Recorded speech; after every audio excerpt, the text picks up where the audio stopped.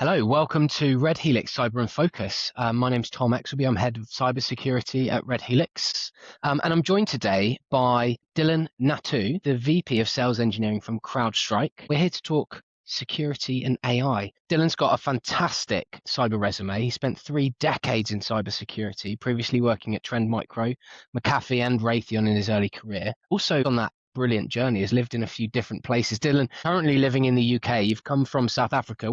What's your favorite thing about living in the UK? Firstly, Tom, thanks for having me. My favorite thing about living in the UK is the melting pot of cultures.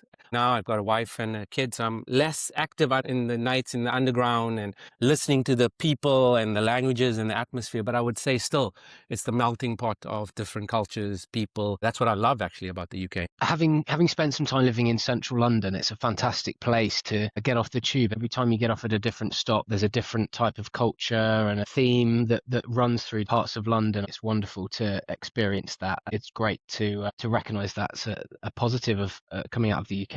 Dylan, we're here to talk about AI security, and this is a massive topic that we'll desperately try and cover in a reasonable amount of time. We're coming into this discussion off the back of CrowdStrike releasing their global cyber threat report. You've got all those statistics on the tip of your tongue to share, which we're really looking forward to having woven into this conversation. Cybersecurity and security of AI has become a board level issue, and so it's great to be bringing this discussion onto the podcast. When we've discussed the planning of this podcast, we really focused on this what, how, and why of AI security. It's great to have you to talk through this with the expertise you bring from 30 years in cybersecurity. And I'm looking forward to teasing out some of the points that we've discussed in preparation for this. So as we usually do on Cyber in Focus, we'll start with discussing the threat landscape. It's really important to go through, first of all, how AI is being used in businesses, then also what does that mean for the attack surface and the exposure that we're creating. Based on the discussions that you're having with clients of CrowdStrike and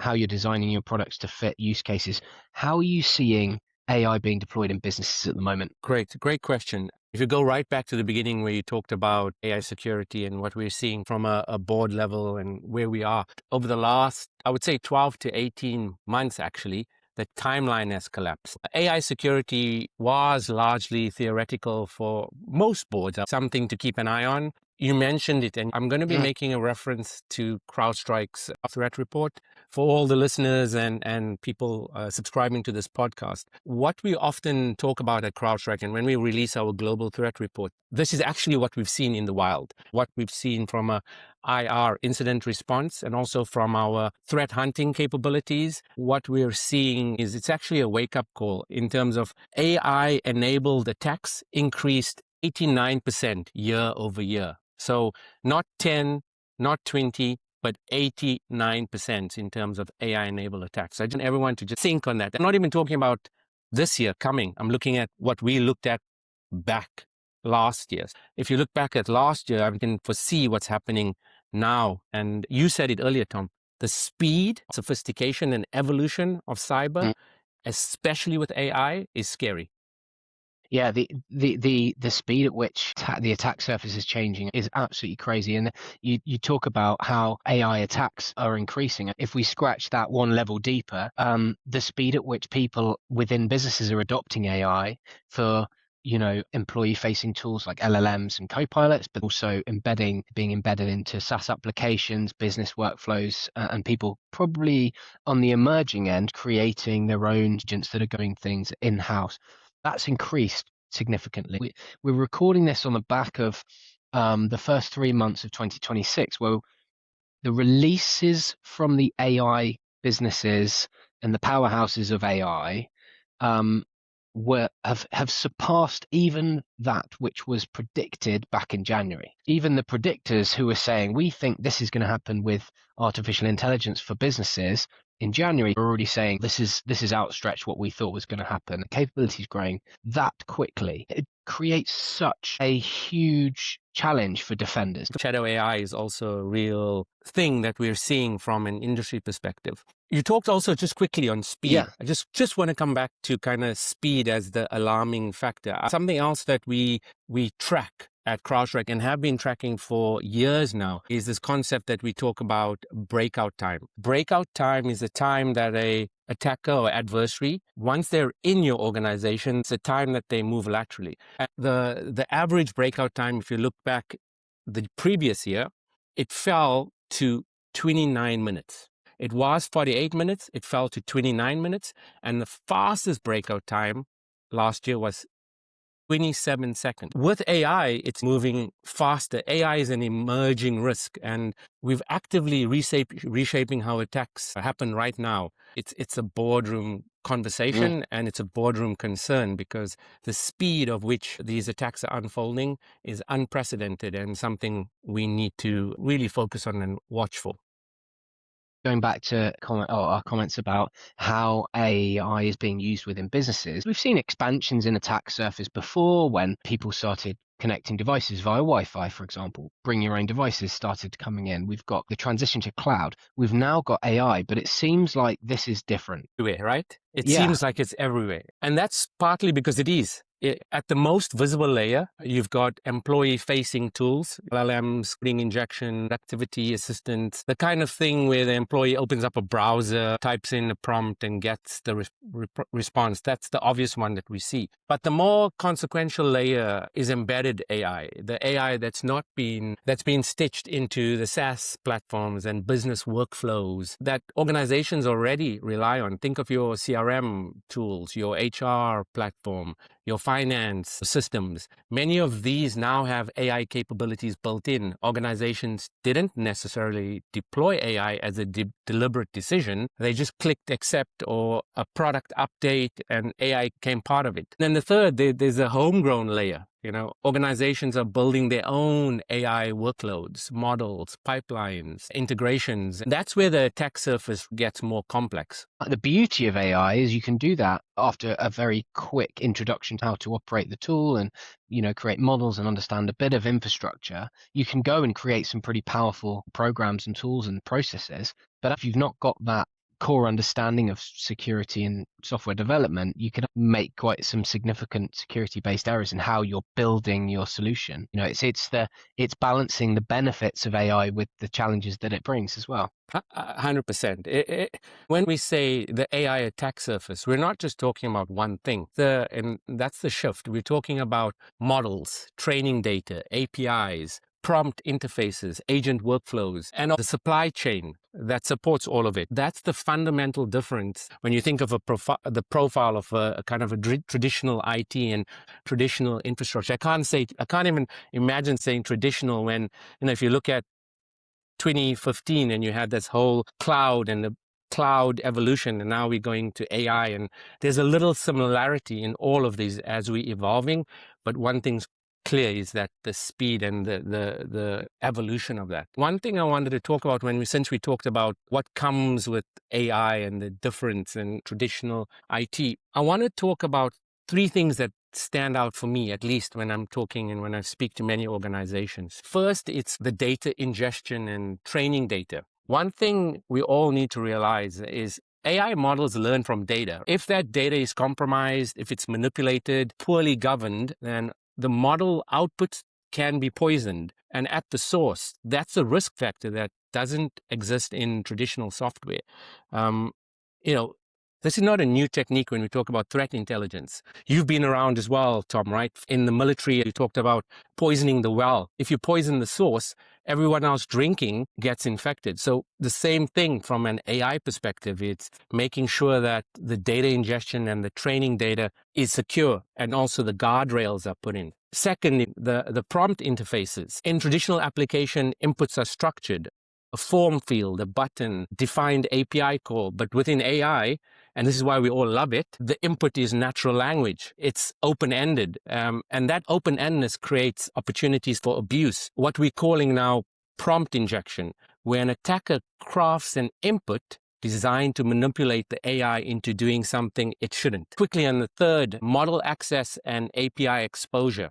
Many AI systems can be accessed programmatically through APIs, applications using APIs. If those APIs aren't properly secured, if access controls are weak, if there's no monitoring, then an attacker can interact with an AI model in ways your organization never intended. In the 2026 report, we've at real-world adversaries already exploiting legitimate AI tools by injecting malicious prompts that generated unauthorized commands. And that's what I mean. This isn't theoretical. It's documented. And most organizations have limited visibility to their AI operations. And this goes back to what we talked about, that and what you mentioned in shadow AI and understanding that landscape. The attack vectors that AI creates, with the challenges that are created with employees having free rein to use language models, especially if those employees have got access to sensitive data, personal data, is quite significant. People probably haven't quite realized how quickly the use of AI is growing their attack surface. Something you mentioned there is a prompt injection. Challenges that can bring are quite significant. Imagine a prompt injection whereby backdoors were being left in software as people were building applications, especially if those applications name an application that doesn't have access to personal data. It's very quickly going to cause some issues, data poisoning, as you mentioned. If the data isn't viable and secured, but from a known state as well, because we don't want our data to be tampered with, it's going to cause some real significant issues. We've talked previously about Fancy Bear and famous Chalimi, these adversaries that CrowdStrike studies in real detail. What are you actually seeing these people do?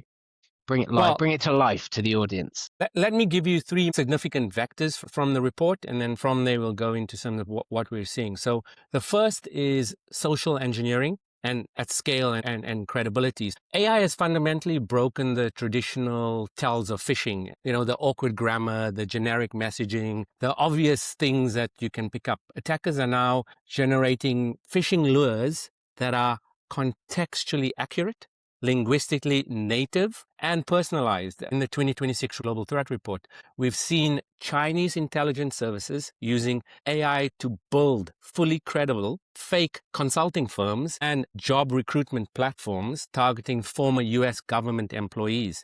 Not just an email, a complete fictional organization with a convincing online presence. The ability to generate convincing synthetic personas, images, voices, videos is being operationalized by threat actors. We have a threat actor called Famous Chalima, which is a North Korean linked adversary. They're using AI image manipulation to create fake employee personas as part of a fraudulent employment operation. They apply for real jobs, getting hired, and then operating from inside organizations they're infiltrated. Many people think, well, that's not going to happen to me. I look after Europe. And last year specifically, there was many organizations that actually had a Famous Chalima incident. It's not just US, it's Europe, it's across the globe that we're seeing these attack vectors becoming more prominent because of the speed, the scale. AI is opening up that world where you can be more autonomous and you can automate your reconnaissance and you can even automate your malware development. Attackers are using AI to accelerate the technical phases of the attack. We're seeing other attackers like Punk Spider writing scripts, developing malware, identifying vulnerabilities, and all using AI-generated LLMs to help them. We've seen actually one interesting one, Fancy Bear. Fancy Bear, Russian adversary, deployed malware called LameHug. It uses AI specifically for the discovery and collection phases, autonomously finding and harvesting valuable data. I urge everyone listening, go and read the threat report. It's very insightful and something we often preach about at CrowdStrike. The acronym we use is TTPs, techniques, tactics, and procedures. If you understand what the threat actors are doing, if you understand what the bad guys are doing, if you understand their modus operandi, then you can be in a better position to defend and put in the techniques and the capabilities an organization needs. What all 3 areas I just mentioned, social engineering, deepfakes and identity fraud, and automated reconnaissance and malware development, what all links it together, and as you're going to hear a constant theme through this, Tom, is scale and speed. AI compresses the time between intent and execution. It's fascinating to hear those real life insights that you've gathered from the customer base and also from your threat intelligence. It's fantastic to bring it to life and to say these people, not only from Russia, which is what's on the tip of most people's tongues, especially in the UK, but also North Korea and criminal gangs as well. I still hear from clients around a bit out there that, well, I'm going to hire someone who's posing as a potential employee who's actually a North Korean AI agent. People saying, I'm not going to get targeted with this. My medium-sized business in the UK, why would I get targeted with this? How are they going to find me in this haystack of all the businesses and business networks out there?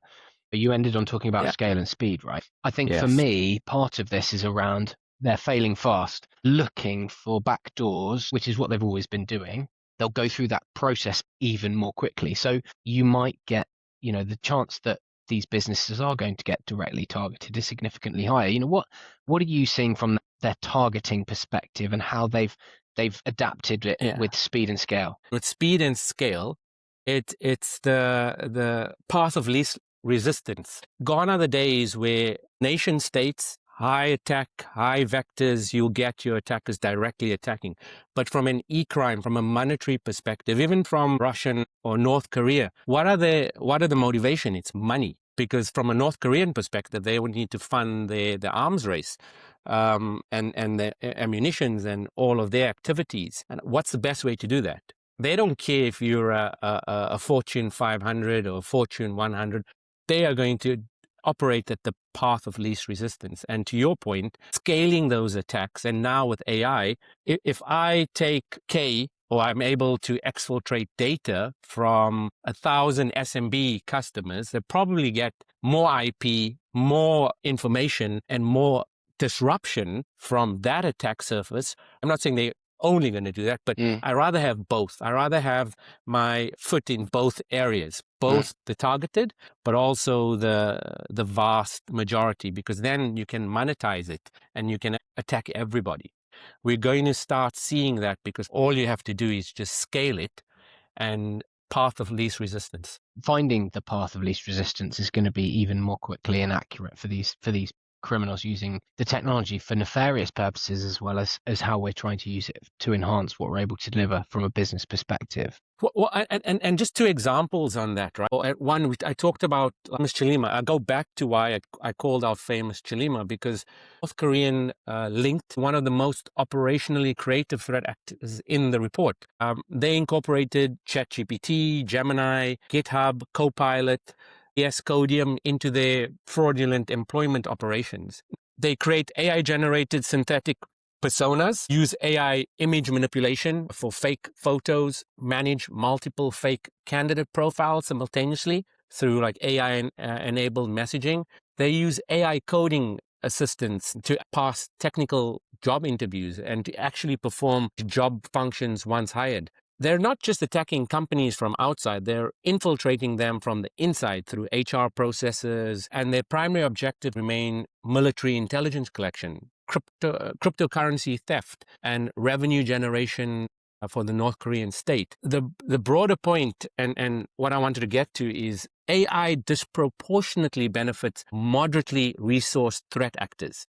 It closes that skills gap. Someone that was previously a Tier 2 threat is now operating at the Tier 1 capability. AI is shrinking that gap. Attack capability is one of the defining shifts we've seen in 2025. That's why I'm saying it's going to go broad. And that's going to change so quickly. It's going to be fascinating reading the reports as they develop throughout the year, seeing how these statistics develop. I think the next part of our discussion's really got to focus on what defenders can do and how you build defensive strategies and controls to secure you against the threats that we discuss.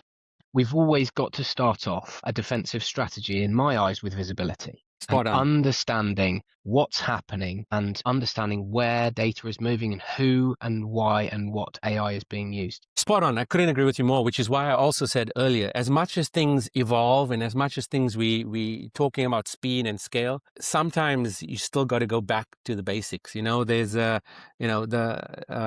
was a famous Chinese general Sun Tzu, or the art of war, which if you know thy enemy, you know what they're doing, then you can defend. We're talking about the new world, but we still go back to a 16th century Chinese general. You spot on when you talk about visibility as the first thing. Most organizations genuinely don't know what AI tools their employees are using, how data is flowing between those tools, or what their AI integrated SaaS platforms are actually doing with their information. As the report explicitly mentions, and as you mentioned around limited visibility, I think about AI security maturity across four stages. Stage one is unmanaged usage, employees using whatever AI tool they want, no oversight, no governance, shadow AI, like I mentioned earlier, essentially. And actually, in the UK, there's probably quite a lot of the small to medium-sized business market which sits in that bubble at the moment. There's probably quite a lot of people listening to this thinking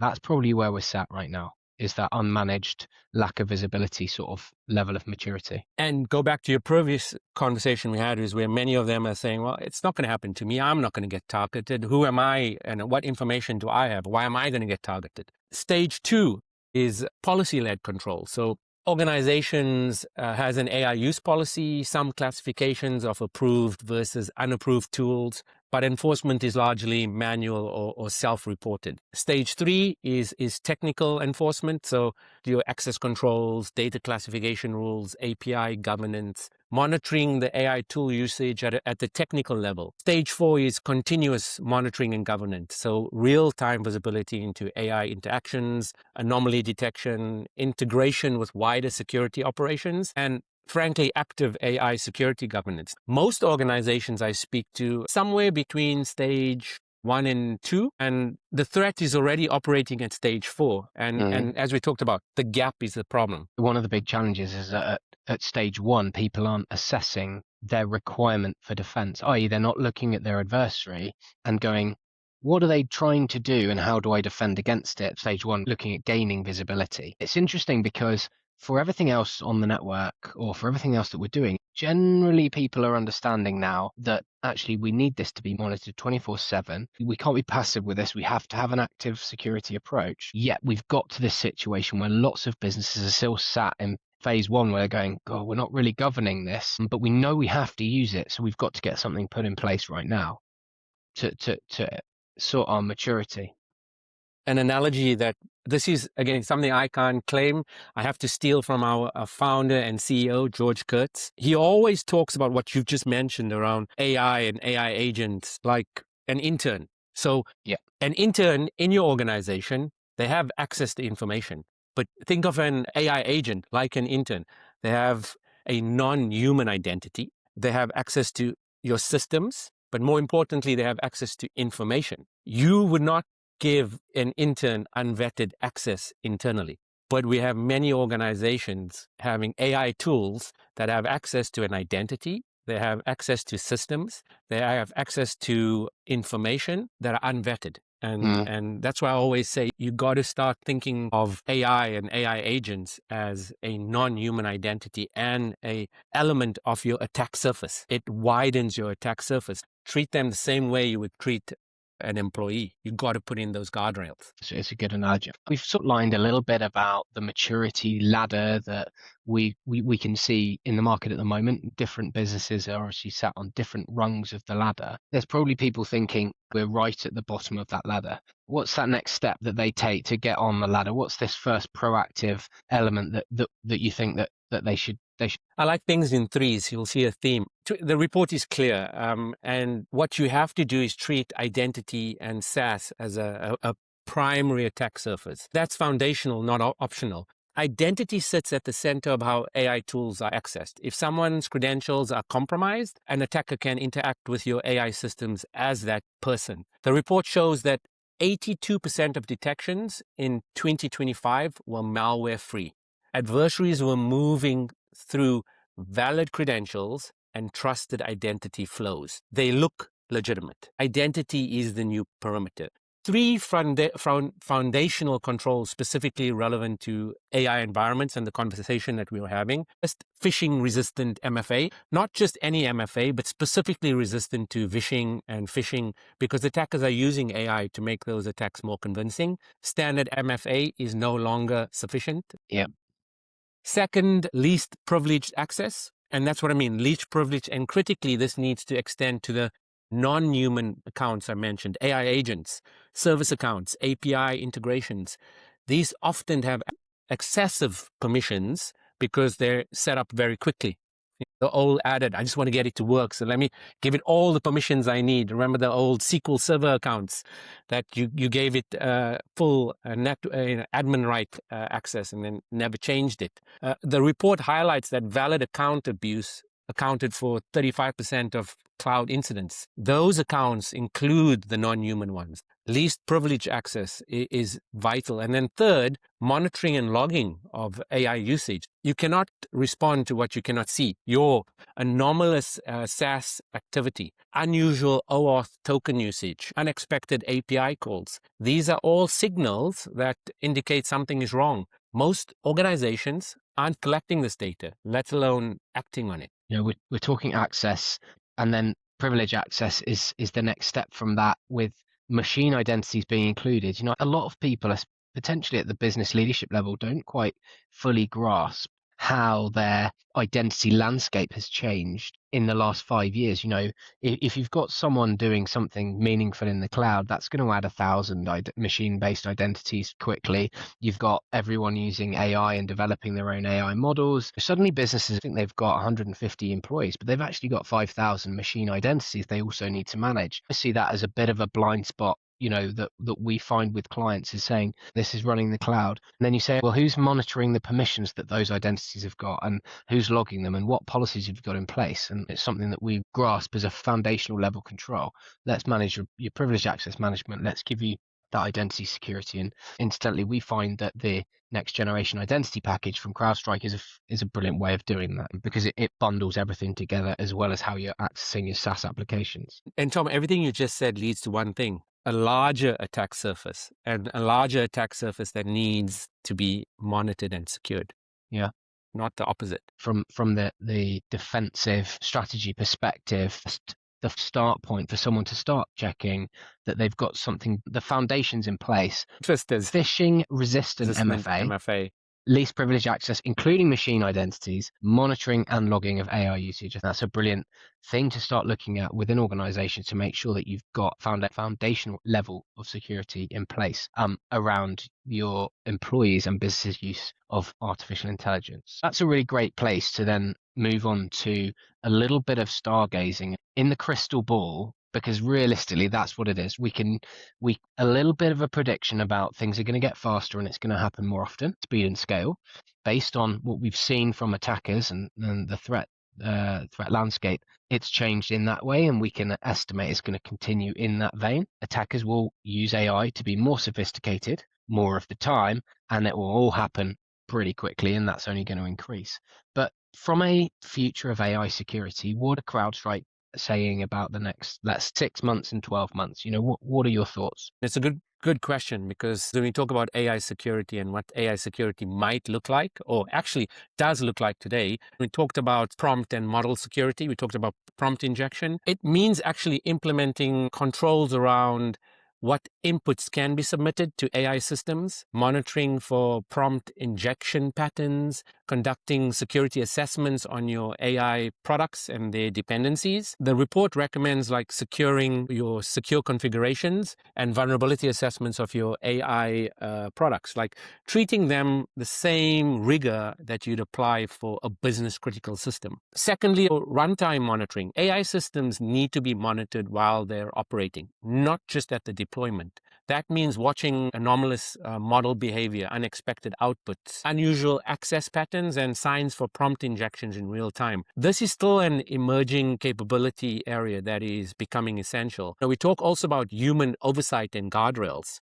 The report notes that even sophisticated threat actors still make operational errors when using AI outputs, because current AI has limitations. The same principle applies defensively. AI generated outputs and AI assisted decisions, it needs human validation checkpoints, guardrails that prevent AI agents from taking high impact autonomous actions without human approval for critical control as we move deeper into this agentic era. An area that underpins all of this, incident response planning specific to AI. Most incident response plans don't account for scenarios like prompt injection to where you're talking about, or model compromised, or AI-assisted social engineering. We recommend developing a clear incident response responsibilities and business continuity plans for AI-enabled threats. You asked about looking ahead and where the attack defender balance is shifting. The less sophisticated attackers, AI reduces the skill barrier. We talk about AI for minimally supervised attacks, operating autonomously at speed with less human exposure in their own operations. Those are some of the areas that I would focus on. The different directions that this can move in and the speed at which is really something that the industry, the defenders, attackers, whatever, understanding how this is going to affect businesses even beyond 6 months is tricky. Having a proactive mindset towards your defense is the way people need to be thinking. They've got to be looking at the threat landscape and looking at how things are changing and be able to react and able to adapt. The basic principles stay the same. It's making sure that you're expanding it into the new areas of attack surface that AI is growing. It's like we mentioned with machine identities, for example, or AI models running in the cloud and things and processes and treating your agents like interns in the same way that you treat an intern. Instead of maybe having the policy on paper to put the guardrails in place for an intern human employee, you have it based out of your CrowdStrike platform for your AI agent. It's about having that positive mindset to extend those and recognize that you need to extend those. And Tom, if you asked that question, and it was a very poignant and a very important question in terms of security leaders and preparing for the next 3 to 6 to 12 to 24 months, and who knows where we're going to be. We talk about AGI, agentic intelligence, and where the world will be. There is scary to think. But the 3 areas I'd focus on, kind of keep it short and succinct, because God knows I can talk for Africa. First, secure AI to reduce emerging business and operational risks. 2, we treat identity and SaaS as a primary attack surface. Third, which we haven't touched on, eliminate cross-domain blind spots to stop high-impact attacks. What we're seeing today as well is the most disruptive intrusions succeed by exploiting gaps between security domain tools. Think of those cloud-conscious adversaries you mentioned earlier, the scattered spiders, famous Shalimas that I mentioned. Organizations should consolidate telemetry, apply cross-domain correlation through extended detection and response, and next-generation security information and event management workflows, and automate enrichment with threat intelligence, and view the full attack path and accelerate response. As much as things evolve and speed, I'm saying the same things we've talked about from cyber in the past. Getting that visibility, closing those gaps, but being able to make sure that you can triangulate across the different domains in your organization. Often that's where the blind spots come, where we have different teams, different skills levels at each of those teams. Those teams, when they get those alerts, trying to correlate and investigating internally. This is where AI is leading. We need to be able to operate at near machine speed. So same principles and the same almost theories, but again, go back to that speed and adoption and at an increased level. The fastest breakout time was 27 seconds. The average was about 29 minutes. But think about your SOC teams or your services teams and your MDR teams. Can they operate at that speed? And those are the areas I think as an organization, as the defenders in the industry, you just got to get better and improve on in terms of that move to that agentic SOC. And it goes exactly to knowing thy enemy, understanding how quickly they can achieve their effects.